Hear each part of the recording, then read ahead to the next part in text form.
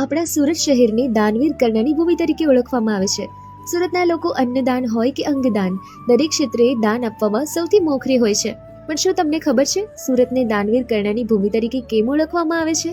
જ્યારે રાજા કર્ણ કુરુક્ષેત્રમાં ઘાયલ થઈને પડ્યા ત્યારે શ્રી કૃષ્ણએ રાજા કર્ણની દાનવીરતાની પરીક્ષા લીધી હતી, જેમાં તેઓ રાજા કર્ણની દાનવીરતા જોઈને પ્રસન્ન થયા હતા અને વરદાન માંગવા કહ્યું હતું. જેમાં કર્ણએ કહ્યું કે મને કુંવારી ભૂમિ પર અગ્નિદાહ આપજો. જેમાં અલગ અલગ તીર્થધામ ફર્યા પછી પાંડવો અને શ્રી કૃષ્ણએ તાપી કિનારે આવીને રાજા કર્ણને અગ્નિદાહ આપ્યો હતો. ત્યારે પાંડવોએ મનમાં શંકા વ્યક્ત કરતા શ્રી કૃષ્ણને પૂછ્યું કે આવનાર યુગમાં કઈ રીતે ખબર પડશે કે દાનવીર રાજા કર્ણને અહીંયા અગ્નિદાહ આપવામાં આવ્યો છે.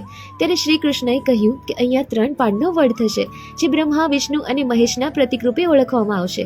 અને વડની ખાસિયત હશે કે વડ પર 3 પાનથી વધારે પાન નહીં ઉગે, અને જ્યારે નવું પાન ઉગશે ત્યારે જૂનું પાન ખરી જશે.